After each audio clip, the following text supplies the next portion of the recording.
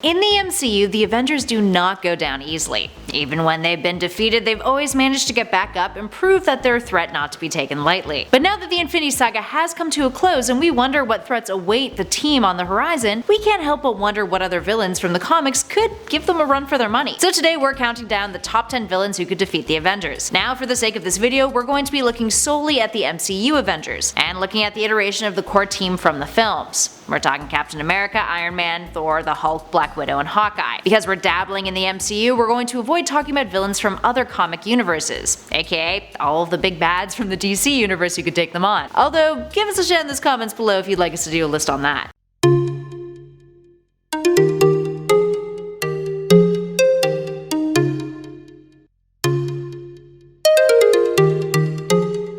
And at number 10, Taskmaster. Taskmaster's got some pretty neat abilities. After injecting himself with a Nazi-created primer, aka a modified adrenal steroid cortisol, his mind's procedural memory potential was unlocked, allowing him to absorb knowledge immediately. This extends to his muscle memory, meaning when he sees someone fight he can mimic their moves, making him a rather difficult individual to battle since he can predict what other characters will do next in a fight. The only person who manages to evade this ability of Taskmaster's is Deadpool, due to the character being so darn unpredictable. In the comics, Taskmaster actually has defeated multiple Avenger characters, including Hank Pym's Yellow Jacket and the Wasp, and managed to fight both Iron Man and Captain America without completely getting his butt kicked. While it would be really darn lucky if Taskmaster managed to defeat the whole team, he's still got a decent chance of throwing them off guard and getting the upper hand if coming at them unprepared, or if they fought him with no knowledge of his abilities.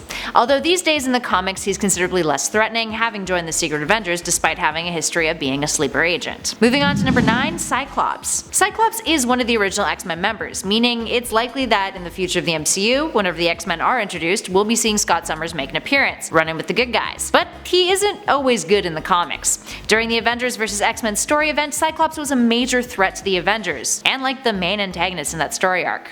Subjectively speaking. In the story arc, Cyclops becomes possessed by the Phoenix Force, and he essentially conquers Earth, which forces the Avengers into hiding. Cyclops would eventually lose control of the Phoenix Force, becoming Dark Phoenix, and he would kill Charles Xavier. But he is later defeated by his daughter, Hope Summers, and Scarlet Witch. Not saying that we'll be seeing Scott's more nefarious side anytime soon, but it's something that once upon a time was a prominent threat, so who knows how things may pan out in the future. And at number 8, MODOK. MODOK is a villain that's existed in the comics since 1967, created by Stan Lee and Jack Kirby. And in case you're wondering, his name stands for mental organism designed only for killing, or at least that's what he made his name stand for. The M also sometimes stands for mobile or mechanized, might I add. Anywho, he was initially an employee of AIM before they used him for an experiment, which turned him into MODOK, and he rebelled against them, taking over AIM in the process. He's not only got a superhuman intellect in that big ol' head of his, he's got psionic powers and the ability to calculate probabilities too. Here's the thing though, the likelihood that we'd ever see MODOK entering the live-action MCU doesn't seem super viable. Recently, the character was announced to be getting his own animated series on Disney's streaming service, and it seems to be an adaptation that will make the character more of an anti-hero rather than a flat-out villain. Plus, I don't think anyone ever wants to imagine the possibility of MODOK manipulating Carol Danvers into thinking he's a hot little piece that she can make out with. Yes, that actually happened in the comics.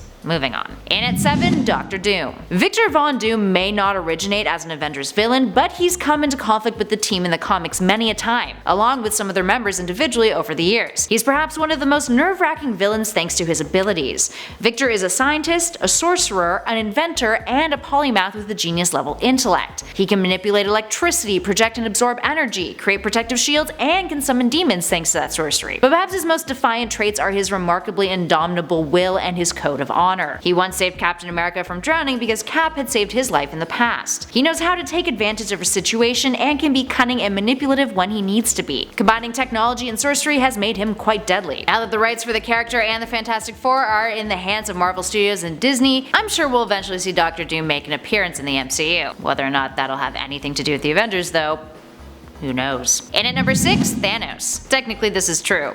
The first time around in Infinity War, Thanos defeated the Avengers and was successful in his plan to eliminate half of all living things in the universe. And then in the Prime timeline in Endgame, he used the stones to destroy the stones before Thor decapitated him. The second time around in Endgame, when 2014 Thanos showed up on the Prime timeline, he almost defeated them again if it weren't for Tony Stark sacrificing himself to kill off Thanos and his army once and for all. All of the spoilers in this number. Needless to say, if another timeline's Thanos popped popped into the Prime timeline again, we know that the Mad Titan would be one hell of a threat for the Avengers, with or without the Infinity Stones in his possession. And at number 5, Magus. Who's worse than Thanos? Well, how about the guy who ends up wielding the gauntlet in the comics after Thanos fails? Rather, the guy's evil self. We're talking about Adam Warlock's less ethical other half, Magus. So for context, during Warlock's cosmic travels, he comes across the Universal Church of Truth and their god, a fellow named Magus. Turns out that Magus is himself from the future, a corrupted version who occasionally pops up to screw with Adam. Magus believes that the concepts of good and evil are tools that allow one to change sentient beings, and craves all to worship him. And if they don't, he'll just kill them. What about his powers? Well, he's got cosmic awareness, he's a shapeshifter, he can summon the in-betweener, he can manipulate energy, absorb a being's life force, he uses quantum magic, can manipulate time and transmute reality, is psionic, and of course possesses superhuman strength and all that jazz. Overall, he's incredibly deadly. I think I'd probably prefer to stick to Adam Warlock instead. In at 4, Sentry aka Void. Sentry aka Robert Reynolds may have only been introduced into the Marvel Universe back in 2000, but he's definitely not a threat to take lightly. He was granted his powers from a super soldier serum that moves his molecules an instant ahead of the current timeline, although in the Age of Sentry miniseries it's implied that he's actually a refugee sentient life force from another universe. He's a little like Superman to an extent, but said to be omnipotent, who generally holds back his full might. When he was first introduced though, Robert was a depressed chubby dude who started remembering a different past, which unravels the truth, that he existed in the Marvel Universe all along, but everyone's memories have been altered to forget him entirely. This is because Robert was trying to suppress Void, an entity within him who has all the same powers as Sentry does. He can shapeshift, control weather, and create something called Infinity Trundles too, which attacks one's mind in traumatic ways. He's gone toe-to-toe with some of the most powerful beings in the Marvel Universe as well. Needless to say, you can imagine why the Avengers would prefer Sentry over Void. Moving on to number 3, Mephisto.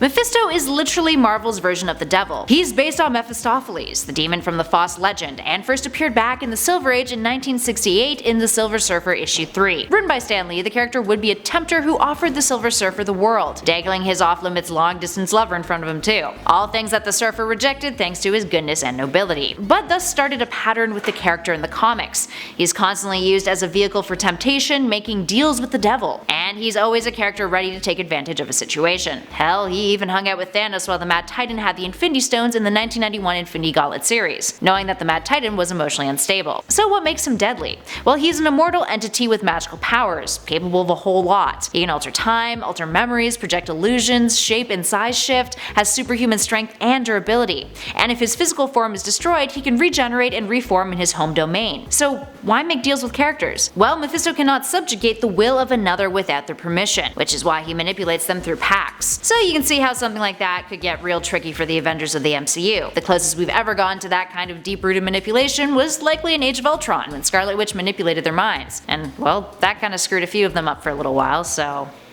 Mephisto could be an issue. In at 2, Galactus. Next to Thanos, Galactus is one of the biggest bads to ever find himself in the panels of Marvel Comics. But here's the thing about Galactus. He's not evil per se. Rather, the reason Galactus does what he does best, going around and devouring planets, is because he's fulfilling his hunger. He's essential to the balance of the universe. Guess no one filled Thanos in on that, did they? In the MCU, that is. Yet in the comics, Galactus has been a major threat of the planets, having decided on Earth as a planet suitable for his consumption. So, needless to say, he would be a gigantic threat for the Avengers if he ever did come their way. And finally, in at number 1, Korvac. Korvac first appeared in 1975 in Giant Size Defenders issue 3, created by Jim Starlin, who also created Thanos, and Steve Gerber. Initially, Korvac was meant to be a throwaway character, a dude named Michael Korvac who hailed from Earth 691 and went through some serious crap. He was a computer technician who, after the alien Brotherhood of Badoon invaded his planet, was punished by them when falling asleep at work, turning his upper body into a machine, essentially making him a cyborg. He's used by the Grandmaster as a pawn in battling Doctor Strange and the Defenders, but after an encounter with the Guardians and Thor, he became a real threat. Enter the Korvac saga. Korvac fled his universe and came to Earth 616, where he stumbles upon Galactus' space station and decides to download Galactus' knowledge into his own body. This causes him to be imbued with the power cosmic, essentially becoming a god, and he decides to reshape Earth into a utopia. Elders of the universe begin to sense his existence. The Collector, in an act of protection, decides to remake his own daughter, Karina, into a powerful being to use as a weapon against him, but she and Korvac fall in love. Korvac is eventually found out by the heroes of Earth and is forced into battle, killing a ton of heroes in the process. And after defeating them all, What does he do? He commits suicide after sensing that Karina doubts him, and in the process restores the Avengers and Guardians to life before he dies. While the Korvac saga has been occasionally criticized for its storyline, you can't deny that he'd make an interesting villain for the Avengers to take on in the future of the MCU. Especially now that there's all these alternate realities that are popping up and exist. Alright, there we have it, friends. What other villains can you think of from the Marvel Comics would make great additions to the MCU as the next big Avengers foe? Give us a shout in those comments below and let us know your thoughts and theories. If you dug this video, spread the love, hit that like button, and be sure to subscribe to Top 10 Nerd for more lists just like this one. In the meantime though, thanks for watching. I'll catch you all in the next video.